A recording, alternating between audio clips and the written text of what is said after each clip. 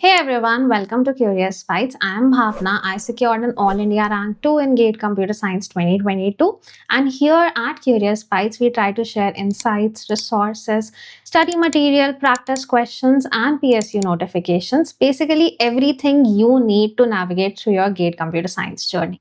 So, if you are a computer science student or a tech professional, you might have heard about GATE exam. But in this video, what we are going to cover is what are the exact opportunities you get after cracking GATE exam, whether you should appear for GATE exam or not, and other details like syllabus, timeline, etc. So I'm going to break down everything in detail. So let's dive in. So starting from what GATE exam is, GATE stands for Graduate Aptitude Test in Engineering. It is a national level exam conducted once every year by IISc and the top IITs. It mainly tests your undergraduate understanding of the computer science concepts. And once you crack GATE exam, GATE score is valid for 3 years. And honestly, that's enough. That's all the basics you need to know to get started. So let's quickly do a reality check. Let's talk about some GATE CS numbers and stats. So GATE CS has become incredibly popular over the last 4 years. In fact, GATE CS is the most attempted GATE paper among all the other engineering domains. So to give you an idea of the explosive growth, there were around 75,000 aspirants who appeared for the GATE 2023 exam, and cut down to 2026, nearly 210,000 aspirants appeared for the GATE 2026 CS exam. That's more than double. That's nearly tripled. Out of all these test takers, the cutoff usually ranges around 30 marks, so nearly 15 to 18% of the people who appeared actually qualify. So yes, it is a highly competitive exam, but trust me, it's incredibly rewarding if you crack it. So why such an explosive growth? What's the craze about GATE CS exam? Let's talk about opportunities you get once you crack GATE exam. So they can be mainly divided into two areas. One is postgraduate admissions and the other is public sector undertakings. So talking about postgraduate admissions, first GATE opens massive PG admissions in top IITs, NITs, triple IITs and IISc for MTech, MS and PhD. Even a few foreign universities, mostly in Singapore and Germany, also take admissions through GATE score.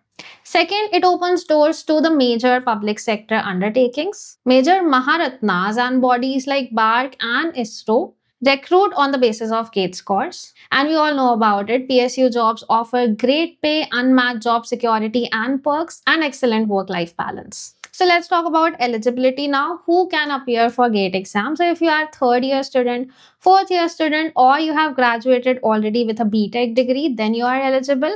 Some other degrees are also eligible like BCA, MCA, BSc, MSc. There is no age limit for writing the GATE exam and there is no limit on the number of attempts. Talking about the GATE timeline, applications generally start in September. The GATE exam usually happens in the first and second week of February and the results are out by March. Now let's move on how the GATE paper is set. So basically it's a 3-hour paper consisting of 100 marks and 65 questions. Out of them, 15 marks, which is 10 questions, is dedicated to aptitude. The remaining 85 marks is for maths and core. From this remaining 85 marks, engineering mathematics and discrete mathematics generally take up 13 marks and the remaining 72 marks is for the CS score, including DBMS, OS, COA and other topics. There are 3 different types of questions. Either it's a multiple choice question, a multiple select question where multiple options could be correct, and a numerical answer question. So finally, moving on to the most important question, should you be preparing for GATE or not? So let's discuss like this. Let's discuss what is the actual purpose or motive why you want to prepare for GATE exam and then whether you should prepare for it or not. Let's divide it into the yes and the no case. So starting from the most common motive, that is you want a job upgrade. Maybe you want to switch jobs or you don't have enough opportunities in your current campus placements, or you want to switch from a service-based company to a product-based company. That was my case as well. Coming from a tier 3 college, I did not have enough placement opportunities in my college. Therefore, I started preparing for GATE. I appeared for it. And then I went to IIT Bombay for my postgraduate, from where via campus placements, I am currently placed at Google. So how do you decide whether GATE is the right path for your your job switch journey, whether it's a yes or a no.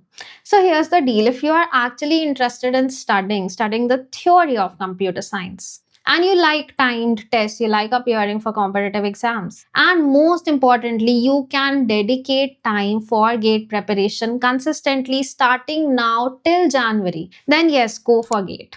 Otherwise, let's say you don't have enough time which you can give for dedicated, consistent GATE preparation, and you're interested in coding, you like DSA, and you like your current job role, then you should actually focus on upgrading your skills, maybe developing your DSA skills, and you can skip GATE preparation and directly try for a job switch or a promotion. Now, talking about the second category, another reason people write GATE is for changing their stream. Let's say you are from electrical or civil background and you want to change your job role to technical roles. Irrespective of what you have pursued in your undergraduation, GATE allows you to appear for the computer science paper. And if you qualify GATE with a good rank, you can actually get a direct seat for some PG program for CS branch. Finally, a lot of people appear for GATE exam if their target is a stable government job at a PSU.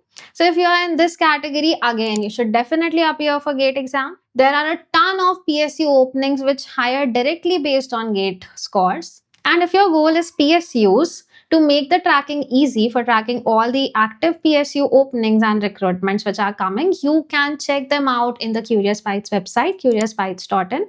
We update it daily with the latest openings in computer science government jobs. So that was all you should know about GATE exam. Here is the final honest truth. Just qualifying GATE won't magically transform your career entirely. To land into top IITs and actually make a difference in your placement or to get top PSUs, you need to get a top rank. Just qualifying won't be enough. So start preparing for GATE only if you are dedicated enough. You can put on the hard work and you can prepare consistently. Also, for getting a top rank, you should follow the right strategy. And for that, I have got you covered. You can check my other videos on strategies, roadmaps, and most importantly, the most important pillars for GATE preparation.